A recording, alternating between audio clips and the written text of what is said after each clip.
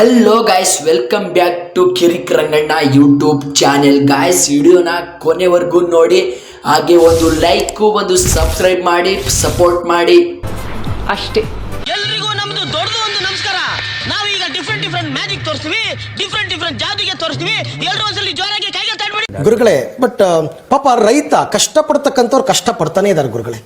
ರೈತರ ಜೀವನ ಅಂತಕ್ಕಂಥದ್ದು ನೀರಿನ ಮೇಲೆ ಗುಳ್ಳೆ ತರ ಯಾವಾಗ ಒಡೆದೋಗುತ್ತೆ ಗೊತ್ತಿಲ್ಲ. ಹೌದು, ಬೆವರು ಸುರಿಸಿ ಕಷ್ಟಪಡ್ತಕ್ಕಂಥ ರೈತರಿಗೆ ಯಾಕೆ ಈ ತರದ ಕಷ್ಟಗಳು ಅಂತ ನಾನು ಹೇಳೋದು.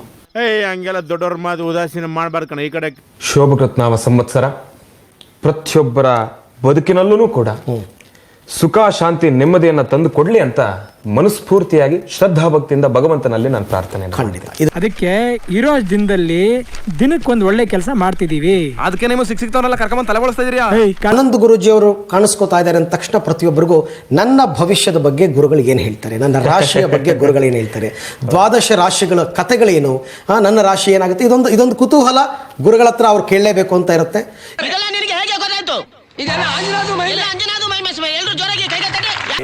ಮೇಷ್ಟ್ರು ಸ್ಕೂಲಲ್ಲಿ ಹೇಳಿದ್ರು, ಏನೇನು ಒಳ್ಳೆ ಕೆಲಸ ಮಾಡ್ತಿರೋ ಬರ್ಕ ಬನ್ನಿ ಅಂತ. ಬರೀನಿಲ್ಲ, ಇವತ್ತು ಕಿತ್ತಾ ಇದೀವಿ. ಸಂಭವಾಮಿ ಯುಗೆ ಎಲ್ಲೆಲ್ಲ ಅನ್ಯಾಯ ಆಗುತ್ತೋ ಅಲ್ಲಿ ಅಣ್ಣ ಬಂದು ಹುಡ್ತಾನೆ. ವೃಷಭ ಮತ್ತು ತುಲ. ಆದರೆ ವೃಷಭ ರಾಶಿಯವರು ಈ ಸತಿ ವೃಷಭ ತುಲ ಈ ರಾಶಿಯವರು ಅಧಿಕವಾದ ಸಂಪಾದನೆ.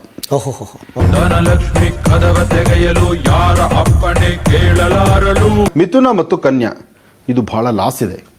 ಮಿಥುನ ರಾಶಿಯವರ ಸಂಪಾದನೆ ಬರೀ ₹2 ಸ್ವಾಮಿಗಳ ಬಾಯಿಂದ 4 ಮಾತು ಕೇಳಬೇಕು.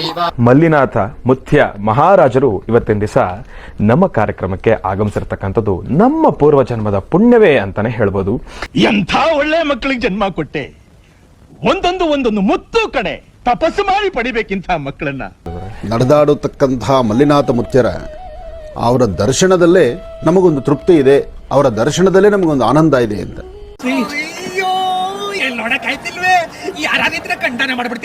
A few moments later. Wait a minute, get it how you live it. 10 toes in when we step. ಈ ಫಿಗರ್ ಎಲ್ಲೋ ನೋಡ್ದಂಗೈತಲ್ಲ. ನಂಗೂ ಹಂಗೆ ಅನ್ನಿಸ್ತಾ ಐತೆ. ಬದ್ಮಾಶ್ ನೀನೇನು? ಯಾ, ಇದು ನನ್ನ ರಿಯಾಲಿಟಿ. ಅದು ಜಸ್ಟ್ ಮೈ ಬಿಸ್ನೆಸ್.